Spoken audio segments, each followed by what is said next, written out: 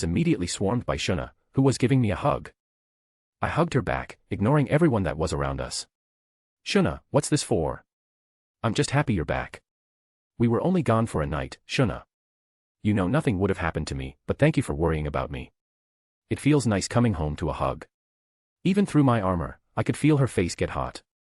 I felt a lot of intense stares at us, but I didn't care anymore.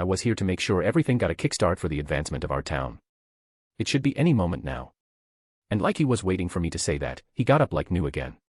Finally, I'm done and can go back. Not so fast, Rimuru. I quickly burst his bubble and I could see him literally deflate at my voice. Arttoria, please. No more naming. He told me, almost begging.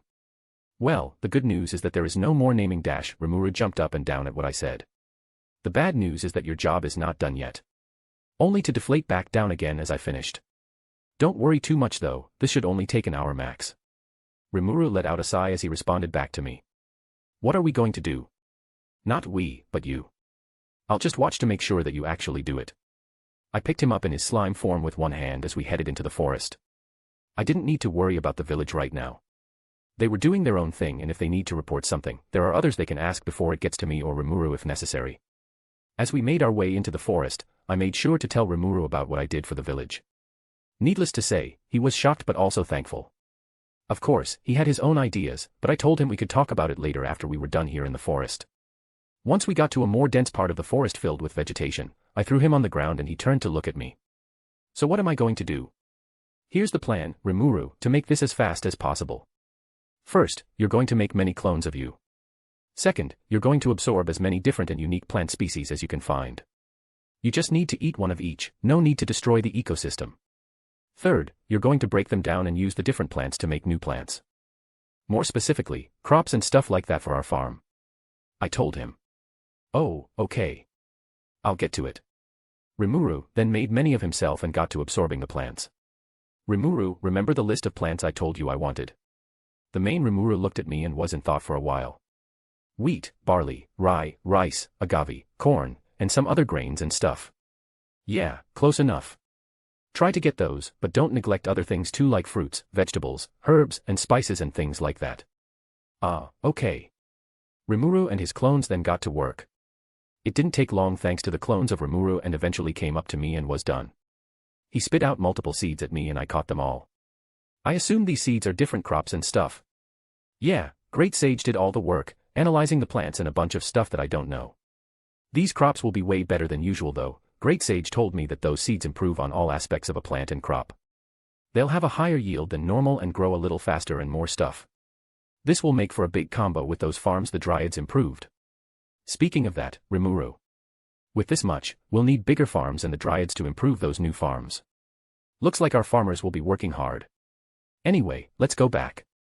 We'll have a lot to do in the coming days. Me and Rimuru went back to the village, where we would plan more things. Chapter 32, Chapter. The first thing we did when we returned was expand the farms to make sure that they could fit all the crops that would eventually grow. I also made sure to call Trainee again. They were surprised I called them so quickly so soon, but after I explained what happened they understood and did the same as before. With this, our food situation will be more than fine. After that, we just had to process them into different products. It's nothing Kaijin can't fix with some machines. After the farm issue was fixed, me and Rimuru had a small talk about the infrastructure of the village. His Great Sage made this trivial.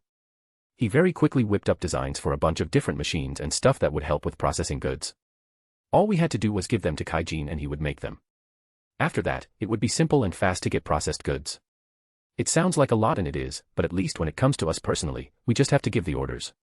Once again, leave it to the experts and people who know what they are doing and let them do their thing. The good thing is that since we aren't a legitimate nation yet, there was very little to no paperwork. Not that I would do any of that, it's best to leave it to Rimuru. Right now, we were in an official government building that was still in progress, but we could still use it for a few people. These orcs worked fast over these 8 days, but it will take a few months, even with the orcs' abilities, to really see the improvement of this town, but it's still fast, so I'm not complaining. Me and Rimuru, who was in human form, were just sitting and discussing our infrastructure and plans to implement them when he noticed some of the empty plots of land I set aside for the future. Hey Arttoria, what's with those empty plots of land? Especially that massive one. That one's bigger than the building we're in is planned to be. Oh, that's where the orcs will build our religious building. The other one is for a bar I want to open. It's not just a bar though, it's more like a multi-use type of thing. If the occasion calls for it, it can change. It can be a bar/restaurant, bar/entertainment, bar/casino, and stuff like that. Rimuru raised an eyebrow and before he could say anything, I interrupted him. Yes, Rimuru, the entrance will be what you think it is. It will be some fancy saloon doors like the Wild West, and yes, if someone that is new to the place enters, one of the floorboards will creak very loudly and attract the attention of everyone already there. Rimuru just closed his mouth about whatever he was going to say. How did you know I was going to say that? Well, first of all, I know you. And second of all, I already had that idea in mind. You're not the only one who knows about this stuff. Also, it would be kind of funny. Alright, then what about the massive plot of land there? It's southwest out of place and it's kind of distracting right now. That's where the religious building will go. You know how we planned for me to be a religious figure for our people. Well, there needs to be some kind of place of worship and I had the perfect type of building in mind. Is it going to be a shrine or something? That's what I'm familiar with. No, Rimuru, this, in my opinion, will look better than a shrine. Not that I have anything against shrines. Ooh, what is it gonna be then? Tell me Rimuru, do you know about Gothic architecture? Rimuru paused to think for a moment, which I assume was Great Sage talking to him. Yeah, just got familiar with it. Well, the plan is to make a cathedral. It will be the most imposing building in our town as well as the biggest. Unless, something bigger is built in the future or something. What will it look like? I don't know exactly, but there is a cathedral I'm taking inspiration from. Do you know about the Cologne Cathedral? I haven't seen it in person, but I do know about it and have seen pictures of it. It's the coolest cathedral in my opinion.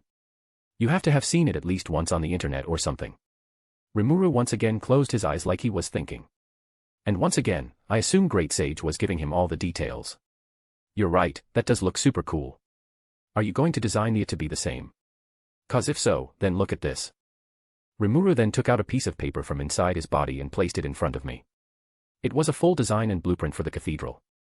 Rimuru, I said, inspired, not a direct copy, but keep it, Kaijin can give some input later.